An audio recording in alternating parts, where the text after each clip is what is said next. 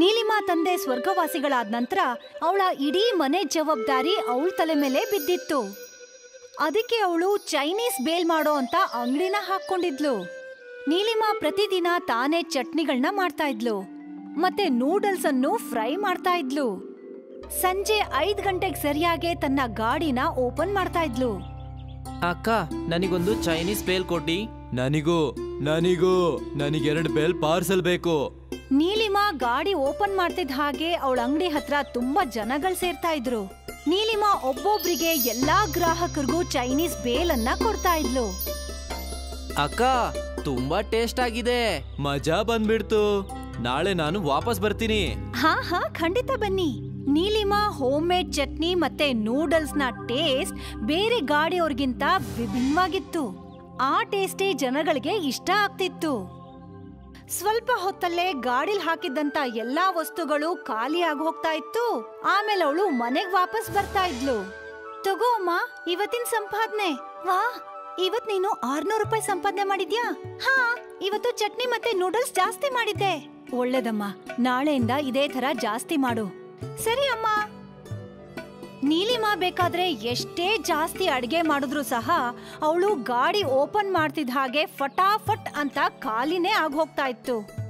ಒಂದು ದಿನ ನೀಲಿಮಾ ತನ್ನ ಮನೇಲೆ ಕೂತ್ಕೊಂಡು ಯೋಚನೆ ಮಾಡ್ತಾ ಇದ್ಲು, ಅವಳು ಏನ್ ಮಾಡ್ಬೇಕು ಅಂತ. ಅಮ್ಮ, ಎಷ್ಟೇ ಜಾಸ್ತಿ ಚಟ್ನಿ ಮಾಡಿದ್ರು ಅಥವಾ ಎಷ್ಟೇ ಜಾಸ್ತಿ ನೂಡಲ್ಸ್ ಫ್ರೈ ಮಾಡಿದ್ರು ಎಲ್ಲ ಮುಗ್ದೋಗತ್ತೆ. ಅದು ಒಳ್ಳೆ ವಿಷಯನೇ ಅಲ್ವಮ್ಮ? ಅದೇನೋ ಸರಿನೇ ಅಮ್ಮ, ಆದ್ರೆ ಕೆಲವರು ಖಾಲಿ ಕೈಯಲ್ಲಿ ವಾಪಸ್ ಹೋಗ್ಬೇಕಾಗತ್ತೆ. ಅದಾಗ್ಲೇಬೇಕಲ್ಲಮ್ಮ. ಏನ್ ಮಾಡಕ್ಕಾಗತ್ತೆ ಹೇಳು? ನನ್ನ ಹತ್ರ ಒಂದ್ ಐಡಿಯಾ ಇದೆ. ಹೌದಾ? ಏನದು? ಅಕ್ಕ, ನೀನು ರೆಡಿಮೇಡ್ ನೂಡಲ್ಸ್ ಮತ್ತೆ ಚಟ್ನಿನೂ ಕೂಡ ಕೊಂಡ್ಕೋ. ಮಧ್ಯದಲ್ಲಿ ಅದನ್ನ ಬೇರೆ ಚಟ್ನಿಗೆ ಮಿಕ್ಸ್ ಮಾಡಿದ್ರೆ ಯಾರಿಗೂ ಏನೂ ಗೊತ್ತೇ ಆಗಲ್ಲ ಅಕ್ಕ. ಅದ್ ಹೇಗ್ ಹೇಳ್ತೀಯಾ ಗೊತ್ತಾಗಲ್ಲ ಅಂತ? ಅಯ್ಯೋ ಅಮ್ಮ, ಅಕ್ಕ ಮಾಡೋ ನೂಡಲ್ಸ್ ಮಧ್ಯದಲ್ಲಿ ರೆಡಿಮೇಡ್ ನೂಡಲ್ಸ್ ಇದ್ರೆ ಯಾರಿಗ್ ಗೊತ್ತಾಗತ್ತೆ ಇದು ಅಕ್ಕ ಮಾಡಿರೋದ ಅಥವಾ ರೆಡಿಮೇಡಾ ಅಂತ? ಹೇಳು. ನೀನ್ ಹೇಳುದೇನೋ ಸರಿಯಾಗೇ ಇದೆ, ಆದ್ರೆ ಸದ್ಯಕ್ಕೆ ನಾನು ಹೀಗೆಲ್ಲ ಮಾಡಲ್ಲ. ಸದ್ಯಕ್ಕೆ ನಾನು ಜಾಸ್ತಿ ನೂಡಲ್ಸೇ ಮಾಡ್ತೀನಿ. ಹಾ, ಇದೇ ಸರಿ ನೀಲಿಮಾ. ಮಾರನೇ ದಿನ ನೀಲಿಮಾ ದಿನ ಮಾಡ್ತಿದ್ದಕ್ಕಿಂತ ಡಬಲ್ ಚಟ್ನಿ ಮಾಡಿದ್ಲು ಮತ್ತೆ ಮೊದ್ಲಿಗಿಂತ ಡಬಲ್ ನೂಡಲ್ಸ್ ಅನ್ನ ಫ್ರೈ ಮಾಡಿದ್ಲು. ಇವತ್ತು ಎಲ್ರಿಗೂ ಸಿಗತ್ತೆ ಅಂತ ನಂಬ್ತೀನಿ. ಎಲ್ಲ ವಸ್ತುಗಳನ್ನ ತಗೊಂಡು ನೀಲಿಮಾ ಗಾಡಿಗೆ ಹೋಗ್ತಾಳೆ. ಇವತ್ತು ಆ ಗಾಡಿ ಹತ್ರ ಒಬ್ಬ ಫೇಮಸ್ ಫುಡ್ ವ್ಲಾಗರ್ ಬಂದ. ನಾವು ಬಂದಿದ್ವಿ ಅಕ್ಕನವರ ಚೈನೀಸ್ ಬೇಲ್ ತಿನ್ನೋದಕ್ಕೆ. ಕೇಳ್ಪಟ್ಟೆ ತುಂಬಾ ಟೇಸ್ಟಿ ಆಗಿದೆ ಅಂತ. ಬನ್ನಿ ನೋಡೋಣ. ವಾವ್, ಇದಂತೂ ತುಂಬಾ ಟೇಸ್ಟ್ ಆಗಿದೆ. ನೀವೆಲ್ಲರೂ ಇವರ ಅಂಗಡಿಗೆ ಬಂದು ಬೇಲ್ನ ಟೇಸ್ಟ್ ಮಾಡ್ಲೇಬೇಕು. ಆದಷ್ಟು ಬೇಗ ಬನ್ನಿ. ಆ ಫುಡ್ ವ್ಲಾಗರ್ ವಿಡಿಯೋ ವೈರಲ್ ಆಯ್ತು. ಯಾರೇ ಆ ವಿಡಿಯೋ ನೋಡಿದ್ರು ನೀಲಿಮಾ ಅಂಗಡಿಗೆ ಬರ್ತಾ ಇದ್ರು. ಈಗ ಮತ್ತೆ ನೀಲಿಮಾಗೆ ನೂಡಲ್ಸ್ ಮತ್ತೆ ಚಟ್ನಿ ಕಮ್ಮಿ ಆಗ್ತಾ ಇತ್ತು. ಒಂದು ಚೈನೀಸ್ ಬೇಲ್ ಕೊಡಿ ಅಕ್ಕ. ಅಣ್ಣ, ಎಲ್ಲಾನು ಮುಗ್ದೋಯ್ತಣ್ಣ, ದಯವಿಟ್ಟು ನೀವು ನಾಳೆ ಬನ್ನಿ. ನೀಲಿಮಾಗೆ ಕಸ್ಟಮರ್ನ ಖಾಲಿ ಕೈಯಲ್ಲಿ ಕಳ್ಸೋದು ಸ್ವಲ್ಪನೂ ಇಷ್ಟ ಇರ್ಲಿಲ್ಲ. ಅವಳಿವತ್ತು ವಾಪಸ್ ಮನೆಗ್ ಬಂದಾಗ, ಅಮ್ಮ, ಆ ವೈರಲ್ ವಿಡಿಯೋ ಇಂದಾಗಿ ಗ್ರಾಹಕರ ಸಂಖ್ಯೆ ಜಾಸ್ತಿ ಆಗಿದೆ. ತುಂಬಾ ಒಳ್ಳೇದಲ್ವಮ್ಮ? ಅದೇನೋ ಸರಿನೇ, ಆದ್ರೆ ಇವತ್ತು ಎಲ್ಲ ಮುಗ್ದೋಯ್ತು. ನನ್ಗೆ ಕಸ್ಟಮರ್ನ ಬರೀ ಕೈಯಲ್ಲಿ ಕಳ್ಸೋದು ಇಷ್ಟ ಆಗಲ್ಲ ಅಮ್ಮ. ಅರೆ ಅಕ್ಕ, ನಾನ್ ಹೇಳ್ತಾ ಇದೀನಲ್ಲ, ನನ್ನ ಐಡಿಯಾನ ಯೂಸ್ ಮಾಡು. ಹಾ, ಅದನ್ನೇ ಯೋಚನೆ ಮಾಡ್ತಿದ್ದೀನಿ. ನಾನು ಮಾರ್ಕೆಟ್ಗೆ ಹೋಗಿ ಎಲ್ಲ ತರ್ತೀನಿ. ಇದಲ್ವಾ ಮಾತು ಅಂದ್ರೆ? ಮಾರನೇ ದಿನ ಬೆಳಿಗ್ಗೆ ನೀಲಿಮಾ ಮಾರ್ಕೆಟ್ಗೆ ಹೋಗಿ ಎಲ್ಲಾನು ತಗೊಂಡ್ ಬರ್ತಾಳೆ, ಜೊತೆಗೆ ದೊಡ್ಡ ದೊಡ್ಡ ನೂಡಲ್ಸ್ ಪ್ಯಾಕ್ನು ಕೂಡ. ನೀಲಿಮಾ ತನ್ನ ಪ್ರತಿದಿನ ಥರ ಚಟ್ನಿನ ಮಾಡಿ ನೂಡಲ್ಸ್ ಅನ್ನು ಫ್ರೈ ಮಾಡ್ಕೋತಾಳೆ. ಈ ಎಲ್ಲಾ ವಸ್ತುಗಳನ್ನ ತಗೊಂಡು ತನ್ನ ಗಾಡಿಗೆ ಹೋಗ್ತಾಳೆ. ಪ್ರತಿದಿನ ಥರ ನೀಲಿಮಾ ಗಾಡಿ ಓಪನ್ ಮಾಡ್ತಿದ್ದ ಹಾಗೆ ಜನಗಳ ಗುಂಪೇ ಬರುತ್ತೆ. ನನಗೆ 2 ಚೈನೀಸ್ ಬೇಲ್ ಪಾರ್ಸಲ್. ನನಗೂ ಬೇಕು. ನೀಲಿಮಾ ಕೈ ಓಡ್ತಾನೆ ಇತ್ತು. ನಿಧಾನವಾಗಿ ಡಬ್ಬದಲ್ಲಿ ಚಟ್ನಿ ಕಮ್ಮಿ ಆಗ್ತಾ ಹೋಯ್ತು. ನನ್ಗನ್ಸತ್ತೆ ಮಾರ್ಕೆಟ್ ಇಂದ ತಂದಿರೋ ಚಟ್ನಿನ ಮಿಕ್ಸ್ ಮಾಡ್ಬೇಕು ಮತ್ತೆ ನೂಡಲ್ಸ್ನು ಕೂಡ. ಆಮೇಲೆ ನೀಲಿಮಾ ತನ್ನ ಚಟ್ನಿ ಜೊತೆಗೆ ಹೊರಗಡೆ ಚಟ್ನಿನೂ ಮಿಕ್ಸ್ ಮಾಡಿದ್ಲು ಮತ್ತೆ ಫ್ರೈಡ್ ನೂಡಲ್ಸ್ ಜೊತೆಗೆ ಹೊರಗಡೆಯಿಂದ ತಂದಿದ್ ನೂಡಲ್ಸ್ ಮಿಕ್ಸ್ ಮಾಡ್ಕೊಂಡ್ಲು. ನನಗೆ 2 ಚೈನೀಸ್ ಬೇಲ್ ಬೇಕು. ಹಾ, ಕೊಡ್ತಾ ಇದೀನಿ. ನೀಲಿಮಾ ಪ್ರತಿದಿನದ ಹಾಗೆ ಚೈನೀಸ್ ನೂಡಲ್ಸ್ ಅನ್ನ ಮಾಡಿ ಮಾಡಿ ತಿನ್ನಿಸ್ತಾ ಇದ್ಲು. ಅಕ್ಕ, ಟೇಸ್ಟ್ ಅಲ್ಲೇನೋ ವ್ಯತ್ಯಾಸ ಇದೆ. ಮುಂಚಿನ ತರ ಇಲ್ಲ, ಆದ್ರೂ ಚೆನ್ನಾಗಿದೆ. ನೀಲಿಮಾಗೆ ಖುಷಿ ಆಯ್ತು ಹೊರಗಡೆಯಿಂದ ತಂದಂತ ವಸ್ತುಗಳು ಜನಗಳಿಗೆ ಇಷ್ಟ ಆಗ್ತಿತ್ತು ಅಂತ. ಮತ್ತಿನ್ನೇನು, ಪ್ರತಿದಿನ ನೀಲಿಮಾ ತಾನ್ ಮಾಡಿರೋ ಚಟ್ನಿಗೆ ಹೊರಗಡೆಯಿಂದ ತಂದಿರೋಂತ ಚಟ್ನಿನ ಮಿಕ್ಸ್ ಮಾಡ್ತಾ ಇದ್ಲು. ಯಾರಿಗೂ ರುಚಿನಲ್ಲಿ ವ್ಯತ್ಯಾಸ ಗೊತ್ತಾಗ್ಲಿಲ್ವೇನಮ್ಮ? ಇಲ್ಲಮ್ಮ, ಬದ್ಲಿಗೆ ಎಲ್ರು ಚಪ್ಪರ್ಸ್ಕೊಂಡ್ ತಿಂತಾ ಇದ್ರು. ಒಳ್ಳೇದು ಬಿಡು, ಚಾಯ ಐಡಿಯಾ ಕೆಲ್ಸ ಮಾಡ್ತಿದೆ ಅಂತ ಅನ್ಸತ್ತೆ. ನೀಲಿಮಾ ಕಷ್ಟ ಕಮ್ಮಿ ಆಯ್ತು ಅಂತ ಅಮ್ಮ ಅನ್ಕೊಂಡಿದ್ರು. ನಿಧಾನವಾಗಿ ನೀಲಿಮಾ ಮನೇಲಿ ಮಾಡ್ತಾ ಇದ್ದಂತ ವಸ್ತು ಕಮ್ಮಿ ಆಗ್ತಿತ್ತು. ಹೆಚ್ಚಿನ ವಸ್ತುಗಳನ್ನ ಹೊರಗಡೆಯಿಂದ ಕೊಂಡ್ಕೋತಾ ಇದ್ಲು. ಆದ್ರೆ ಇವಾಗ್ಲೂ ಅವಳ ಗಾಡಿ ಹತ್ರ ಜನಗಳು ಸೇರಿರ್ತಿದ್ರು. ಆಮೇಲೆ ಒಂದು ದಿನ ನೀಲಿಮಾ ಗಾಡಿ ಪಕ್ಕದಲ್ಲೇ ಅಶೋಕ್ ಚೈನೀಸ್ ಗಾಡಿ ಹಾಕ್ತ. ಅವನು ಶೇಜ್ವಾನ್ ಚಟ್ನಿ ಮತ್ತೆ ನೂಡಲ್ಸ್ ಹೊರಗಡೆ ಮಾರ್ಕೆಟ್ ಇಂದಾನೇ ತರ್ತಿದ್ದ. ನೀಲಿಮಾ ಕಸ್ಟಮರ್ ಅಶೋಕ್ ಬೇಲನ್ ಕೂಡ ಚೆಕ್ ಮಾಡ್ತಾರೆ. ಇದಂತೂ ಸೇಮ್ ನೀಲಿಮಾ ತರಾನೇ ಇದೆ. ಏನು ನಿಜವಾಗ್ಲೂ? ಒಬ್ಬೊಬ್ರಾಗೆ ಕಸ್ಟಮರ್ ಬಂದು ಅಶೋಕ್ ಹತ್ರನೂ ತಿಂದು ನೋಡ್ತಾರೆ. ಅವ್ರಿಗೆ ಅದು ಕೂಡ ಇಷ್ಟ ಆಗತ್ತೆ. ಅಶೋಕ್ ತುಂಬಾ ಚಾಲಾಕಿ ಆಗಿದ್ದ. ಅವನು ಕಸ್ಟಮರ್ಸ್ನ ತನ್ನ ಕಡೆ ಎಳ್ಕೊಳ್ಳೋ ಪ್ರಯತ್ನ ಪಡ್ತಿದ್ದ. ಹಾಗಾಗಿ ಅವನು ಚೈನೀಸ್ ಬೇಲ್ ಪ್ರೈಸ್ ಅನ್ನ 10 ರೂಪಾಯಿ ಬದಲಿಗೆ 8 ರೂಪಾಯಿ ಇಟ್ಟಿದ್ದ. ಅರೆ ವಾ, ಬರೀ 8 ರೂಪಾಯಿಗ? ಒಳ್ಳೆಯದೇ. ಹೇಗಿದ್ರು ಇಬ್ರು ಟೇಸ್ಟ್ ಕೂಡ ಒಂದೇ ತರ ಇದೆ. ಅದು ಹೌದು. ಕಮ್ಮಿ ದುಡ್ಡಿದ್ದ ಕಾರಣ ಅಶೋಕ್ ಗಾಡಿ ಮುಂದೆ ಜನಗಳ ಗುಂಪೇ ಸೇರಿತ್ತು. ಮತ್ತೆ ನೋಡ್ತಾ ನೋಡ್ತಾ ನೀಲಿಮಾ ಗಾಡಿ ಖಾಲಿ ಆಗೋಯ್ತು. ಇವತ್ತು ಮೊದಲನೇ ಬಾರಿಗೆ ನೀಲಿಮಾ ತಂದಂತ ವಸ್ತುಗಳು ಖಾಲಿ ಆಗಿರ್ಲಿಲ್ಲ. ಅವಳು ಬೇಜಾರ್ ಮಾಡ್ಕೊಂಡು ಮನೆಗ್ ಬಂದ್ಲು. ಏನಾಯ್ತಮ್ಮ? ಅಶೋಕ್ ನನ್ ಗಾಡಿ ಪಕ್ಕದಲ್ಲೇ ಒಂದು ಚೈನೀಸ್ ಬೇಲ್ ಗಾಡಿ ಓಪನ್ ಮಾಡಿದಾನೆ. ಮತ್ತೆ ಬೆಲೆ 8 ರೂಪಾಯಿ ಇಟ್ಟಿದ್ದಾನೆ. ಹಾಗಾಗಿ ನನ್ನ ಹತ್ರ ಯಾರೂ ಬರ್ತಿಲ್ಲ. ಹಾಗಾದ್ರೆ ಅಕ್ಕ, ನೀನು ಕಮ್ಮಿ ಮಾಡು. ಆದ್ರೆ ಅದರಿಂದ ಲಾಭ ಕಮ್ಮಿ ಆಗಲ್ವಾ? ಪರವಾಗಿಲ್ಲ ಅಕ್ಕ, ಕೊನೆ ಪಕ್ಷ ಎಲ್ಲ ವ್ಯಾಪಾರ ಆಗತ್ತೆ. ಹಾ. ಮಾರನೇ ದಿನ ನೀಲಿಮಾ ಹೊಸ ಬೋರ್ಡ್ ಅನ್ನ ಹಾಕ್ತಾಳೆ. ಅವಳು 7 ರೂಪಾಯಿ ಪ್ಲೇಟ್ ಅಂತ ಇಟ್ಟಿರ್ತಾಳೆ. 7 ರೂಪಾಯಿ ಬೋರ್ಡ್ ಅನ್ನ ನೋಡಿ ಕಸ್ಟಮರ್ಸ್ ನೀಲಿಮಾ ಗಾಡಿ ಕಡೆ ಹೋಗ್ತಾರೆ. ಈಗಂತೂ ಏನಾದ್ರೂ ಮಾಡ್ಲೇಬೇಕು. ಅಶೋಕ 8 ರೂಪಾಯಿಯಿಂದ 5 ರೂಪಾಯಿ ಮಾಡಿದಾನೆ. 5 ರೂಪಾಯಿಗೆ ಚೈನೀಸ್ ಬೇಲ್. ಇವಾಗಂತೂ ನಾನು 2 ತಿಂತೀನಿ. ಮತ್ತೊಂದು ಸಲ ಜನಗಳು ಮತ್ತೆ ಅಶೋಕ್ ಗಾಡಿಗೆ ಹೋಗ್ತಾರೆ. ನೀಲಿಮಾ ತಲೆ ಚೆಚ್ಕೋತಾಳೆ. ಮುಂದೆ ಏನ್ ಮಾಡ್ಬೇಕು ಅನ್ನೋದು ಅವಳಿಗೆ ಅರ್ಥನೇ ಆಗೋದಿಲ್ಲ. ಎಷ್ಟೋ ಹೊತ್ತು ಅಲ್ಲೇ ಕೂತಿದ್ದು ಆಮೇಲೆ ಅವಳು ಮನೆಗ್ ವಾಪಸ್ ಬರ್ತಾಳೆ. ನನ್ನ ಐಡಿಯಾ ಕೆಲ್ಸ ಮಾಡ್ತಲ್ವಾ ಅಕ್ಕ? ಇಲ್ಲ, ಅಶೋಕ್ 5 ರೂಪಾಯಿ ಮಾಡ್ಬಿಟ್ಟ ಬೆಲೆನ. ನಾನು ಎಲ್ಲ ವಸ್ತುನ ಇವತ್ತು ವಾಪಸ್ ತಂದೆ. 5 ರೂಪಾಯಿಗಿಂತ ಕಮ್ಮಿ ಮಾಡೋದಿಕ್ಕೆ ಸಾಧ್ಯನೇ ಇಲ್ಲ. ಹಾಗಾದ್ರೆ ಏನ್ ಮಾಡ್ತೀಯಾ? ನಿನ್ ಮಾತನ್ನ ನಾನು ಕೇಳಲೇಬಾರ್ದಾಗಿತ್ತು. ನನ್ ಚೈನೀಸ್ ಬೇಲ್ ಗಾಡಿ ಚೆನ್ನಾಗ್ ನಡ್ಕೊಂಡು ಹೋಗ್ತಾ ಇತ್ತು.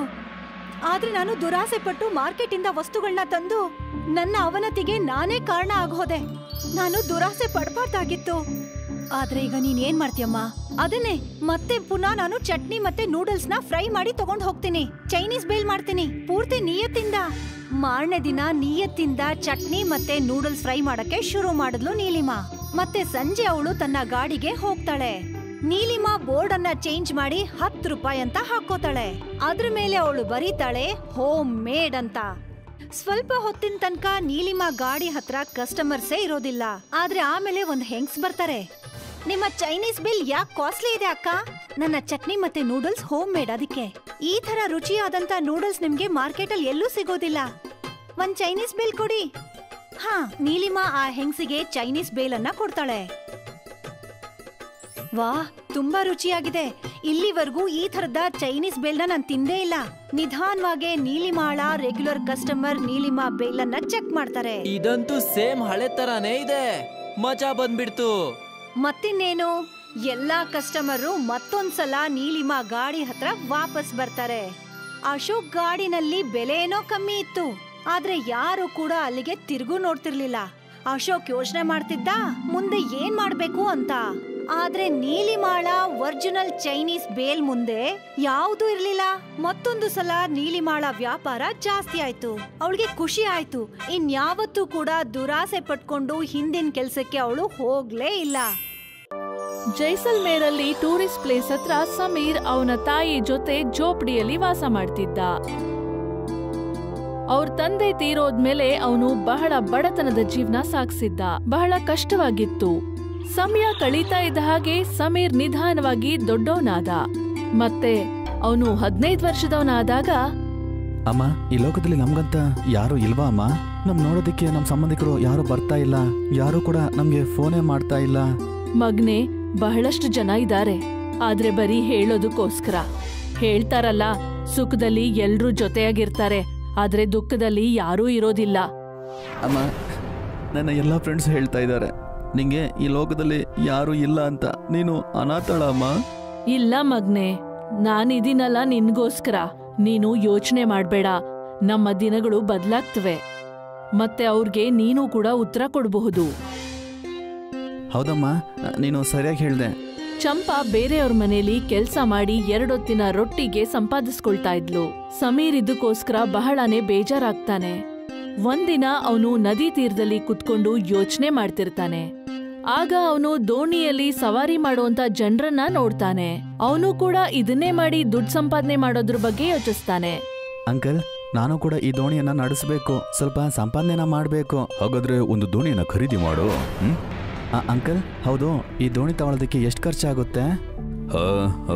ಜಾಸ್ತಿ ಖರ್ಚಾಗಲ್ಲ, 20,000 ಖರ್ಚಾಗುತ್ತೆ. ತಗೋ. ಅಂಕಲ್, ಅದು ನನಗೆ ತುಂಬ ಜಾಸ್ತಿ. ಅಷ್ಟು ದುಡ್ಡನ್ನು ನಾನು ಎಲ್ಲಿಂದ ತಗೊಂಬರ್ಲಿ? ನೀವು ನನಗೆ ಸಹಾಯ ಮಾಡ್ತೀರಾ? ನಿಮ್ಮ ದೋಣಿಯಲ್ಲೇ ಸ್ವಲ್ಪ ದಿನ ನಾನು ಕೆಲಸ ಮಾಡ್ತೀನಿ. ಬರೋ ದುಡ್ಡಲ್ಲಿ ಒಟ್ಟು ಮಾಡಿ ಸ್ವಂತ ದೋಣಿಯನ್ನು ತಗೋತೀನಿ. ಸಮೀರ್ ಈ ರೀತಿ ಹೇಳಿದ್ದಕ್ಕೆ ದೋಣಿಯವನು ಯೋಚಿಸ್ತಾನೆ, ನಾನ್ ಇವನ್ಗೆ ಹೇಳ್ಕೊಟ್ಬಿಟ್ರೆ ನನ್ ಸಂಪಾದನೆ ಕಡಿಮೆ ಆಗುತ್ತೆ. ಇವನಂತೂ ಚಿಕ್ಕ ಯುವಕ, ಇವನು ನನಗಿಂತ ಚೆನ್ನಾಗೇ ಸಂಪಾದನೆ ಮಾಡ್ಬಿಡ್ತಾನೆ. ಆಮೇಲೆ ನನ್ ದೋಣಿಗೆ ಬೇರೆ ಯಾರೂ ಬರೋದಿಲ್ಲ. ಇದನ್ನ ಯೋಚಿಸಿ ಅವನ್ ಹೇಳ್ತಾನೆ, ಅರೆ ನೀನು ಸಣ್ಣ ಹುಡುಗ, ನಿನ್ನಿಂದ ಓಡ್ಸಕ್ಕಾಗಲ್ಲ. ಅದು ಮಾತ್ರ ಅಲ್ಲ, ನೀನು ಈಜೆಲ್ಲ ಕಲ್ತ್ಕೋಬೇಕು. ಅಷ್ಟು ತನಕ ಬೇರೆ ಕೆಲಸವನ್ನ ನೋಡು, ಜೊತೆಗೆ ದೋಣಿ ತಗೊಳ್ಳೋದಿಕ್ಕೆ ದುಡ್ಡು ಒಟ್ಟು ಮಾಡು. ಸರಿ ಅಂಕಲ್. ಸಮೀರ್ ಆ ಅಂಕಲ್ನ ಮಾತನ್ನ ಕೇಳಿ ಮನೆಗೆ ಹೊರಟೋದ. ಮಾರನೇ ದಿನ ಅವನ ಸ್ನೇಹಿತರಿಗೆ ಎಲ್ಲ ವಿಷಯವನ್ನ ಹೇಳ್ತಾನೆ. ಮನೆಯ ಪರಿಸ್ಥಿತಿ ಕೂಡ ಹೇಳ್ತಾನೆ. ಅವನು ಅವನ ಸ್ನೇಹಿತರಿಗೆ ಯಾವ್ದಾದ್ರೂ ಕೆಲ್ಸ ಹೇಳಿ ಅಂತಾನೆ. ಆಗ ಅವನ ಸ್ನೇಹಿತ ರೂಪೇಶ್ ಹೇಳ್ತಾನೆ, ಇಲ್ಲಿ ನೋಡು, ಒಂದು ಈಸಿಯಾದ ಕೆಲಸ ಇದೆ. ಬರೋ ಟೂರಿಸ್ಟ್ಗೆ ಈ ಜಾಗದ ಬಗ್ಗೆ ನಾವು ಹೇಳ್ಬೇಕಷ್ಟೇ. ಆ ಕೆಲಸ ತುಂಬಾ ಈಸಿನಾ? ಹೌದು, ನಿಜವನ್ನ ಹೇಳ್ತಾ ಇದ್ದೀನಿ. ನಮ್ಮ ಅಣ್ಣ ಕೂಡ ಇದೇ ಕೆಲಸವನ್ನ ಮಾಡ್ತಾ ಇದ್ದ. ಬಾ, ಅವ್ರನ್ನ ಮೀಟ್ ಮಾಡಿಸ್ತೀನಿ. ಅವ್ರ ಹತ್ರ ನೀನು ಕೆಲಸವನ್ನ ಕಲ್ತ್ಕೋ. ಸಮೀರ್ ರೂಪೇಶ್ನ ಸ್ನೇಹಿತನ ಹೋಗಿ ಭೇಟಿ ಮಾಡ್ತಾನೆ. ಮತ್ತೆ ಅವನು ಹೇಳಿದಂತ ಕೆಲ್ಸನ ಕಲಿತಾನೆ. ಮತ್ತೆ ಮಾಡಕ್ ಶುರು ಮಾಡ್ತಾನೆ. ಸಮೀರ್ ಕೆಲ್ಸ ಮಾಡಕ್ ಶುರು ಮಾಡಿದ್ಮೇಲೆ ಮನೆ ಸ್ಥಿತಿ ಸರಿ ಹೋಗುತ್ತೆ. ಅವರ ತಂದೆಯ ಬರಡು ಭೂಮಿಯಲ್ಲಿ ಅಮ್ಮ ಮತ್ತೆ ಮಗ ಇಬ್ರು ಸೇರ್ಕೊಂಡು ಬೆಳೆಗಳನ್ನ ಬೆಳಿತಾರೆ. ನನ್ನ ಈ ಕೆಲಸದಲ್ಲಿ ಸೇರಿಸಿದ್ದಕ್ಕೆ ನಿಂಗೆ ತುಂಬ ತುಂಬ ಧನ್ಯವಾದ. ಇದ್ರ ಬರೋ ದುಡ್ಡಿಂದ ನಮ್ಮ ಕುಟುಂಬ ರನ್ ಆಗ್ತಾ ಇದೆ. ಅರೆ, ನಾನು ಸ್ನೇಹಿತ, ನಾನು ನಿಂಗೆ ಸಹಾಯ ಮಾಡಿದೆ, ಮತ್ತಾರು ಮಾಡ್ತಾರೆ ಹೇಳೋ? ಥ್ಯಾಂಕ್ಸ್ ಎಲ್ಲ ಹೇಳ್ಬೇಡ. ಮಗ್ನೆ, ಇದನ್ ತಗೋ. ಅಕ್ಕಿ ಹಿಟ್ಟಿನ ಸಮೋಸ ರೆಡಿ ಆಗಿದೆ. ತಿನ್ಬಿಟ್ಟು ಹೇಳು ಹೇಗಿದೆ ಅಂತ.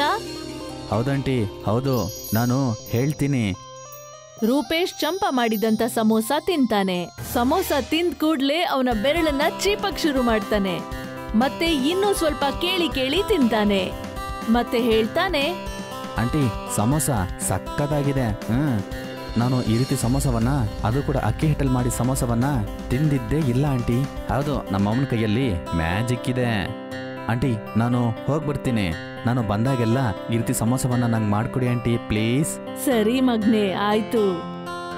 ಮಾರನೇ ದಿನ ಅವನು ಕೆಲ್ಸಕ್ಕೆ ಹೋದಾಗ ಆಗ ಅಲ್ಲಿ ಒಬ್ಬ ಟೂರಿಸ್ಟ್ಗೆ ಸುತ್ತಿ ಸುತ್ತಿ ಹೊಟ್ಟೆ ಹಸಿಯುತ್ತೆ. ಆಗ ಅವರು ಸಮೀರ್ನ ಹೋಟೆಲ್ ಬಗ್ಗೆ ಕೇಳ್ತಾರೆ. ಸಮೀರ್ ಅವ್ರನ್ನ ಹೋಟೆಲ್ ಕರ್ಕೊಂಡು ಹೋಗ್ತಾನೆ. ಅಲ್ಲಿ ಬರೀ ಅಕ್ಕಿ ಐಟಮ್ಸೇ ಇರತ್ತೆ. ಅದು ಅವ್ರಿಗೆ ಇಷ್ಟನೇ ಆಗಲ್ಲ. ಮತ್ತ ಅವನ್ ಹೇಳ್ತಾನೆ, ಹೇ ಮ್ಯಾನ್, ನಂಗೆ ಒಳ್ಳೆ ಫುಡ್ ಸಿಗೋ ಜಾಗಕ್ಕೆ ಕರ್ಕೊಂಡು ಹೋಗ್ತೀಯಾ? ನಾನು ಅಕ್ಕಿಯಲ್ಲಿ ಮಾಡಿರೋ ಸಿಂಪಲ್ ಊಟವನ್ನ ಮಾಡ್ಬೇಕು. ಸಮೀರ್ಗೆ ಸಮೋಸ ಬಗ್ಗೆ ಜ್ಞಾಪಕ ಬರುತ್ತೆ. ಆಗ ಅವನು ಅವ್ರ ಅಮ್ಮನ್ಗೆ ಫೋನ್ ಮಾಡಿ ಸಮೋಸ ಮತ್ತೆ ಚಟ್ನಿ ಮಾಡಕ್ ಹೇಳ್ತಾನೆ. ಅಮ್ಮ, ನಾನು 2-3 ಜನರನ್ನ ಕರ್ಕೊಂಬರ್ತೀನಿ. ನೀವು ಸಮೋಸವನ್ನ ತಯಾರು ಮಾಡಿರಿ. ಸಮೀರ್ ಫೋನ್ ಮಾಡಿ ಹೇಳಿದ್ದಕ್ಕೆ ಅವ್ರಮ್ಮ ಅಕ್ಕಿ ಹಿಟ್ಟಿನ ಸಮೋಸ ರೆಡಿನೇ ಮಾಡ್ತಾಳೆ. ಮತ್ತೆ ಅದನ್ನ ಬಹಳ ಚೆನ್ನಾಗಿ ಸರ್ವ್ ಮಾಡ್ತಾಳೆ. ಆಗ ಸಮೀರ್ ಆ ಟೂರಿಸ್ಟ್ನ ಅಲ್ಲಿ ಕರ್ಕೊಂಡ್ ಬಂದ್ಮೇಲೆ ಆಗ ಅವ್ರಮ್ಮ ಅವ್ರಿಗೆ ಸಮೋಸನ ಬಡಿಸ್ತಾರೆ. ನೀವು ನಮ್ಮನ್ನ ಎಲ್ಲಿ ಕರ್ಕೊಂಡ್ ಬಂದಿದ್ದೀರಾ? ನಾವು ಈ ತರ ಜಾಗದಲ್ಲಿ ಯಾವತ್ತೂ ತಿನ್ನೋದೇ ಇಲ್ಲ. ಸಾರಿ ಸರ್, ಆದ್ರೆ ನೀವು ಚಿಂತೆ ಮಾಡಬೇಡಿ. ಯಾಕಂದ್ರೆ ಇದು ನಮ್ಮನೆ. ನೀವು ನಮ್ಮಮ್ಮ ಮಾಡಿರೋ ಸಮೋಸವನ್ನ ತಿಂದು ನೋಡ್ಬಿಟ್ಟು ಆಮೇಲೆ ನೀವು ಈ ರೀತಿ ಹೇಳೋದೇ ಇಲ್ಲ. ಆ ರೀತಿ ಏನಾದ್ರೂ ಆದ್ರೆ ನಾನ್ ನೋಡ್ಕೋತೀನಿ. ಹೌದು ಸರ್, ನಿಮ್ಗೆ ಸಂತೋಷ ಆದ್ರೆ ಮಾತ್ರ ನಮ್ಗೆ ದುಡ್ಡು ಕೊಡಿ, ಆಯ್ತಾ? ಇಲ್ಲ ಅಂದ್ರೆ ದುಡ್ಡು ಕೊಡ್ದೇನೆ ನೀವು ಹೊರಟೋಗ್ಬೇಡಿ. ಓಕೆ, ನೀನು ಈ ರೀತಿ ಹೇಳ್ತಿದೀಯ ಅಂತ ನಾನು ತಿಂತೀನಿ, ನೋಡೋಣ ಹೇಗಿದೆ ಅಂತ. ಸಮೀರ್ ಮತ್ತೆ ಚಂಪಾ ಹೇಳಿದ್ದಕ್ಕೆ ಆ ಟೂರಿಸ್ಟ್ ಸಮೋಸ ತಿನ್ನಕ್ಕೆ ಶುರು ಮಾಡ್ತಾರೆ. ಮತ್ತೆ ಅದ್ರ ಜೊತೆ ಕೊಟ್ಟಿದ್ದಂತ ಸಾಸ್ವೆ ಚಟ್ನಿ ಮತ್ತೆ ಹುಣಸೆಹಣ್ಣು ಚಟ್ನಿ ಕೂಡ ತಿಂತಾರೆ. ಅವ್ರಿಗಂತೂ ಬಹಳ ಸಂತೋಷ ಆಗ್ಬಿಡತ್ತೆ. ಮತ್ತೆ ಇನ್ನೂ ಸಮೋಸ ಕೇಳಿ ತಿಂತಾರೆ. ವಾಹ್, what a awesome samosa. Yeah, definitely ನೀನು ಹೇಳಿದ್ದು ನಿಜಾನೇ. ಅವರು ಅವಳನ್ನ ಬಹಳ ಹೊಗಳ್ತಾರೆ. ಮತ್ತೆ ಸಮೋಸಗಿಂತ ಬಹಳಷ್ಟು ದುಡ್ಡು ಜಾಸ್ತಿ ಕೊಟ್ಟು ಹೇಳ್ತಾರೆ, ನೀವು ಈ ಸಮೋಸ ಅಂಗಡಿಯನ್ನ ಇದೆ, ಒಳ್ಳೆ ಇನ್ಕಮ್ ನನ್ಗೆ ಬರುತ್ತೆ. ಹಾ, ಖಂಡಿತ ಸರ್, ಖಂಡಿತ ನೀವು ಹೇಳಿದ ರೀತಿನೇ ನಾನು ಮಾಡ್ತೀನಿ. ಟೂರಿಸ್ಟ್ ಅವರು ಹೇಳಿದ್ದಕ್ಕೆ ಸಮೀರ್ ಮತ್ತೆ ಅವನ ತಾಯಿ ಸಮೋಸ ಸ್ಟಾಲ್ನ ಹಾಕೇ ಬಿಡ್ತಾರೆ. ಮತ್ತೆ ಅವ್ರ ಅಂಗಡಿ ಬಹಳ ಬೇಗ ಫೇಮಸ್ ಆಗ್ಬಿಡತ್ತೆ. ಅಕ್ಕಪಕ್ಕ ಇರುವಂತ ಜನ ಮತ್ತೆ ಟೂರಿಸ್ಟ್ ಎಲ್ರಿಗೂ ಸಮೋಸ ತುಂಬಾ ಇಷ್ಟ ಆಗುತ್ತೆ. ಅಮ್ಮ, ನೀವು ಡಿಸೈನ್ ಮಾಡಿದ ಆ ರಿಂಗ್ ರೋಲ್ ಸಮೋಸ ಸುಮಾರು ಜನರನ್ನ ಆಕರ್ಷಣೆ ಮಾಡ್ತಾ ಇದೆ. ಈ ರೀತಿ ಹೊಸ ಹೊಸ ಡಿಸೈನ್ ಅಲ್ಲಿ ಸಮೋಸ ಮಾಡ್ತಾ ಇರಿ, ಇದರಿಂದ ಜನರು ನಮ್ಮ ಅಂಗಡಿ ಬಂದು ಜಾಸ್ತಿ ತಿಂತಾರೆ. ಸಮೀರ್ ಹೇಳಿದಕ್ಕೆ ಅವರಮ್ಮ ಇನ್ನು ಬೇರೆ ಡಿಸೈನ್ ಸಮೋಸ ಕೂಡ ಮಾಡ್ತಾಳೆ. ಅದಕ್ಕೆ ಅವಳ ಡಿಮ್ಯಾಂಡ್ ಇನ್ನೂ ಅಧಿಕವಾಗುತ್ತೆ. ಅದಕ್ಕೆ ಅವರು ಇನ್ನೂ ಕೆಲವು ಜನನ ಕೆಲ್ಸಕ್ಕಿಟ್ಕೋಬೇಕಾಗತ್ತೆ. ಮತ್ತೆ ಅವಳ ಸಮೋಸ ಇನ್ನೂ ದೂರಕ್ಕೆ ಹೋಗಕ್ ಶುರು ಆಗುತ್ತೆ. ಮತ್ತೆ ಅವಳಿಗೆ ಇನ್ನೂ ಅಧಿಕ ಲಾಭ ಬರುತ್ತೆ. ಇದೆಲ್ಲ ತಿಳ್ಕೊಂಡ್ಮೇಲೆ ಮೀಡಿಯಾ ಅವರೆಲ್ಲ ಬಂದು ಅವಳ ಇಂಟರ್ವ್ಯೂ ತಗೊಳಕ್ ಶುರು ಮಾಡ್ತಾರೆ. ಅದಕ್ಕೆ ಇಡೀ ಸಿಟಿಯಲ್ಲಿ ಅವಳು ಹೆಸರುವಾಸಿ ಆಗ್ಬಿಡ್ತಾಳೆ. ಇದನ್ನ ನೋಡಿ ಅವರ ನೆಂಟ್ರೆಲ್ಲ ಮತ್ತೆ ಬಂದು ಅವ್ರನ್ನ ಮಾತಾಡ್ಸಕ್ ಶುರು ಮಾಡ್ತಾರೆ. ಸಮೀರ್ ಹಳೆ ವಿಷಯ ಎಲ್ಲ ಮರ್ತು ಎಲ್ರ ಜೊತೆ ಒಂದಾಗಿರ್ತಾನೆ. ನೀತಿ: ಸಾಹುಕಾರರ ಜೊತೆ ಎಲ್ರೂ ಒಂದಾಗ್ತಾರೆ, ಬಡವ್ರ ಜೊತೆ ಯಾರೂ ಸೇರೋದಿಲ್ಲ.